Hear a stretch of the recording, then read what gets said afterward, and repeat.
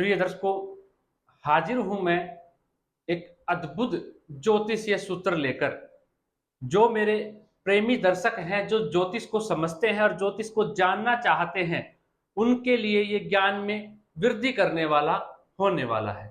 प्रिय दर्शकों, अगर आपने देखा हो कि व्यक्ति नाना प्रकार के अपने मन में ख्याल उत्पन्न करता है। जैसे कि मैं अभी एक कुंडली का अध्ययन कर रहा था, तो मैंने देखा कि जो वो व्यक्ति था, उसके ऐसे ऐसे सवाल थे जिसको जानकर आप दंग रह जाएंगे। वो कार्य क्षेत्र से संबंधित अपने सवाल पूछ रहा था और कह रहा था, अगर मैंने नौकरी चेंज की, कहीं मेरी नौकरी तो नहीं छूट जाएगी? जो मैंने लोन ले रखा है, क्या मैं वो भर पाऊंगा या नहीं भर पाऊंगा? क्या मेरे जीवन में मुसीबत तो खड़ी नहीं हो जाएगी? या मैंने नौकरी छोड़ी या मैंने नौकरी बदली तो कहीं मैं परमानेंट घर पे तो नहीं बैठ जाऊंगा? मुझे कहीं और नौकरी प्राप्त होगी या नहीं? तो प्रिय दर्शकों, ये किस कारण होता है? मैंने सदैव कहा कि कुंडली के अंदर अगर 40% कोई ग्रह अपनी भूमिका निभाता है तो वो चंद्रमा है, वहीं 20% सूर्य है। तो वही प्रिय दर्शकों, आपको समझना है कि ये जो मूल स्वभाव है, ये चंद्रमा का है, घटना और बढ़ना। अगर चंद्रमा 70 से 60% लोगों की कुंडली में पीड़ित अवस्था में ही मिलते हैं, पीड़ित ही पाए जाते हैं। अगर उसकी कुंडली में, जब मैं देख रहा था, मैंने देखा उस जातक की कुंडली के अंदर चंद्रमा जो है वो 10वें स्थान में जाकर बैठा हुआ था। अब 10वें स्थान में जाके बैठ जाने से सिर्फ इतना फर्क नहीं आएगा प्रिय दर्शकों, वो राहु या केतु के साथ उसकी युति होनी चाहिए। दृष्टि संबंध नहीं, युति संबंध होना चाहिए, तो ही हम उसको ये कहेंगे कि इस जातक को उस भाव से संबंधित निरंतर भय उसके जीवन काल में बना रहेगा। प्रिय दर्शकों, उदाहरण से समझिए, अगर आपकी कुंडली के अंदर चंद्रमा लाभ भाव में जाके बैठे हुए हैं, कहां बैठे हुए हैं? लाभ भाव में, लेकिन वो किसी दोष इत्यादि से युक्त नहीं है, मतलब कि कोई दोष उस पर नहीं लगा हुआ चंद्रमा के ऊपर, और वो किसी शुभ ग्रह से भी दृष्ट है, किसी शुभ ग्रह से भी दृष्ट है। तो ऐसा जातक जो होगा, वो निरंतर अच्छे विचार उसके मन में आते रहेंगे, लाभ से संबंधित, कि अच्छे कार्य से वो हमेशा विचार करेगा कि मुझे लाभ करना है, लेकिन अच्छे कार्य के माध्यम से मुझे लाभ करना है, मतलब धन कमाना है, कोई गलत कार्य नहीं करना है। लेकिन उसके मन में निरंतर विचार आते रहेंगे, रुकेंगे नहीं, किसको लेके? लाभ को लेके। ऐसा जातक निरंतर प्रयास, उसका दिमाग निरंतर चलता रहेगा कि मैं पैसे कैसे कमा सकता हूं, मुझे लाभ कैसे हो सकता है। लेकिन यहाँ पे फर्क क्या है प्रिय दर्शकों, वो अच्छे कार्य करके लाभ कमाने की कोशिश करेगा। वहीं अगर चंद्रमा के साथ वहां राहु या केतु की युति हो जाए, तो ऐसा जातक चाहे कैसा भी कार्य हो, एक ना एक अनेक प्रकार के कार्य, चाहे गलत हो या अच्छा हो, उसे लाभ चाहिए, वो लाभ करना चाहेगा। लेकिन वहां पे क्या हो जाएगा उसके साथ? अगर मैंने ऐसे पैसे कमाए तो, मतलब हर जगह कहीं ना कहीं मन में संशय उत्पन्न हो जाना, मैंने वहां से पैसे कमाए, मैं जेल में चला गया तो, अगर मैंने ऐसा किया तो ऐसा हो गया तो, अगर मैंने वहां उससे पैसे कमाने की सोची, अगर उसने मुझे फंसा दिया तो, मतलब निरंतर उसके मन में कुछ ना कुछ ऐसे विचार उत्पन्न आएंगे। राहु केतु के साथ युति कर जाने से वो जातक निरंतर एक भय में अपनी जिंदगी जिएगा, वो पैसा नहीं कमा पाएगा, कुछ ना कुछ उसकी समस्या बनी रह जाएगी।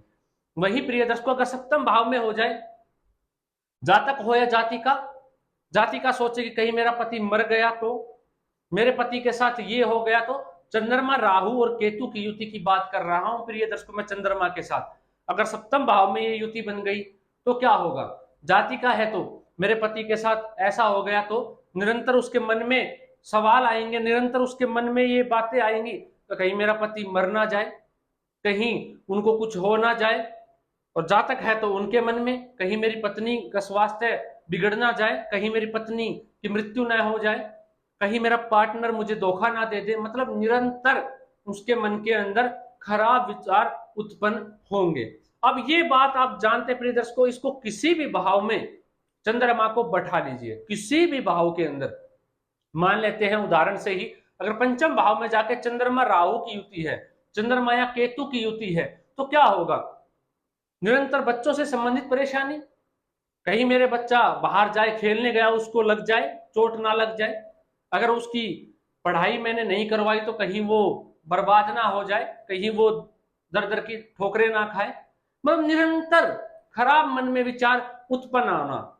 चंद्रमा राहु यही स्वभाव है। वहीं प्रिय दर्शकों, अगर चंद्रमा अकेला बैठा है, अच्छे ग्रह से दृष्ट है, गुरु शुक्र बुध इत्यादि ग्रहों से दृष्ट है, या शुभ कर्तरी योग के अंदर है, अस्त नहीं है, मृत नहीं है, और शुक्ल पक्ष का नवमी दसवीं एकादशी द्वादशी त्रयोदशी तक का चंद्रमा है, तो ऐसे जातक निरंतर अपने जीवन में तरक्की करता है, सफलता अर्जित करता है, लेकिन उस भाव से संबंधित विचार अच्छे आते हैं, मन बिल्कुल शांत रहता है, कोई परेशानी नहीं होती है, तो ऐसा जातक अपने जीवन में खूब तरक्की, मान सम्मान, धन, ज्ञान सब कुछ अर्जित करता है प्रिय दर्शकों।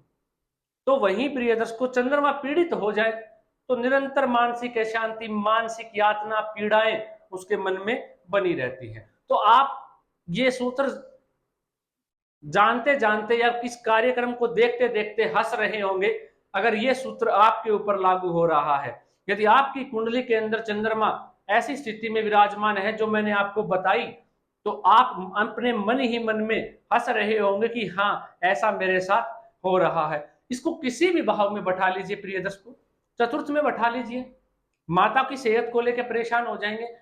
एक बात इस बात में याद रखिएगा प्रिय दर्शकों, मैंने देखा जो जातिका की कुंडली में मैंने पाया, उसमें क्या है कि रिश्तों से संबंधित चिंतित वो पाई जाती है।